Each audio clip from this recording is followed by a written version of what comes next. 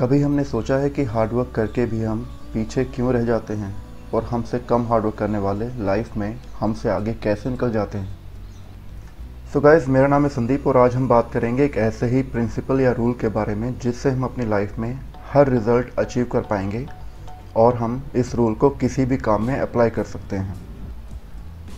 हम में से कुछ लोगों ने शायद इस रूल के बारे में सुना होगा, but in this video we will discuss हम इफ़ेक्टिवली इसे कैसे यूज़ कर सकते हैं। इस रूल को हम कहते हैं 80-20 रूल या पेरेटो प्रिंसिपल। इसे डेवलप किया था एक इटालियन इकोनॉमिस्ट ने इन 19th सेंचुरी, जिनका नाम था विल्फ्रेडो पेरेटो। उन्होंने स्टडी किया कि उनकी कंट्री का 80% पैसा कंट्री के 20% लोगों के पास है और बाकी बचा 20% पैसा 80% लोगों के पास।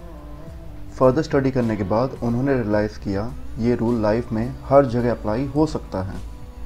For example 20% criminals he 80% crime करते हैं, 20% ड्राइवर्स ही 80% एक्सीडेंट के रिस्पॉन्सिबल होते हैं, 20% रोड्स पे ही 80% एक्सीडेंट्स होते हैं। हमारे फ़ोन में जितनी भी ऐप्स होती हैं उनमें से हम सिर्फ 20% ही मैक्सिमम यूज़ करते हैं। हमारी वार्डरोब में जितने कपड़े हैं उनमें से हम सिर्फ 20% ही 80% पहनते हैं और 20% ड्रिंक करने वाले ही वर्ल्ड की 80% अल्कोहल कंज्यूम करते हैं। आप सोचते जाएंगे और एग्जांपल्स आते जाएंगे, जैसे किसी भी स्टोर में 20% प्रोडक्ट्स ही मैक्सिमम प्रॉफिट देते हैं और बाकी बचे 80% प्रोडक्ट्स 20% प्रॉफिट। 80-20 की जो हम बात कर रहे हैं ये सिर्फ नंबर्स हैं। ये 85-15 भी हो सकते हैं, 90-10 या 70-30। इम्पॉर्टेंट ये है कि अकॉर्डिंग टू दिस रूल आप जो भी काम करते हैं उसमें कुछ ही एक्टिविटीज़ ऐसी होती हैं जो आपको मैक्सिमम रिजल्ट देती हैं। अब लोगों का एक गलत परसेप्शन ये भी है इस रूल के बारे में। उनके अकॉर्डिंग अगर मेरे 20% एफर्ट्स मुझे 80% रिजल्ट दे रहे हैं तो मैं बाकी बचा 80% काम क्यों करूं? तो देखो, ये रूल कहता है आपको उस 20% काम पे फोकस ज़्यादा देना है जो आपको 80% रिजल्ट देता है और बाकी बचे हुए काम पे कम। हम इन्हें एग्जाम्पल से समझते हैं। लेट्स से आप एक स्टूडेंट हो तो आपको पहले ये एनालाइज करना होगा कि आपके सिलेबस में वो कौन से 20% टॉपिक्स हैं जो 80% रिजल्ट दे सकते हैं, वो कौन से टॉपिक्स हैं जो एग्ज़ाम्स में 80% आते हैं। ये एनालाइज करने के बाद आपको पहले अपना फोकस उन 20% टॉपिक्स या क्वेश्चंस पे देना चाहिए। बहुत बार हमने देखा है कि कुछ स्टूडेंट ऐसे होते हैं जो दिन भर पढ़ते रहते हैं और उनका रिज़ल्ट अच्छा नहीं आता, लेकिन कुछ स्टूडेंट ऐसे होते हैं जो बहुत कम पढ़ते हैं और अकॉर्डिंगली उनका रिज़ल्ट बहुत अच्छा आता है। तो यहाँ भी 80-20 प्रिंसिपल ही काम करता है। सो first focus on those 20% which can give you 80% results. We can also apply this 80-20 rule or Pareto principle on our friend circle. तो आप अपने पूरे फ्रेंड सर्कल में वो 20% फ्रेंड्स आइडेंटिफाई करो जिनके साथ आप एक क्वालिटी टाइम स्पेंड करते हो और जो आपके लिए कभी भी रेडी रहते हैं और एक ट्रू फीलिंग रखते हैं। Now focus more on those 20% friends and less on others. इससे आपकी फ्रेंडशिप भी स्ट्रॉन्ग होगी और टाइम भी बचेगा दूसरे प्रोडक्टिव कामों के लिए।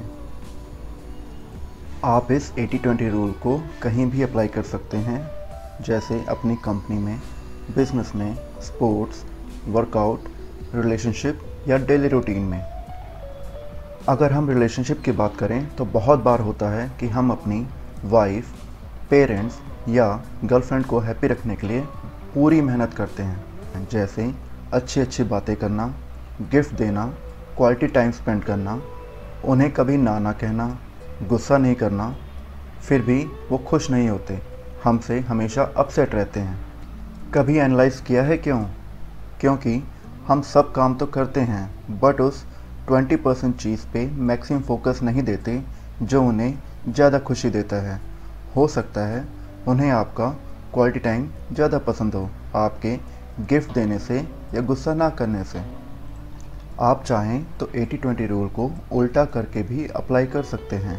एनालाइज करो क्या हैं वो 20% चीज़ें जो आपके रिज़ल्ट को मैक्सिमम अफेक्ट कर रहे हैं, तो आप उस 20% को एलिमिनेट कर सकते हैं जो आपको मैक्सिमम अफेक्ट कर रही हैं किसी भी सेंस में।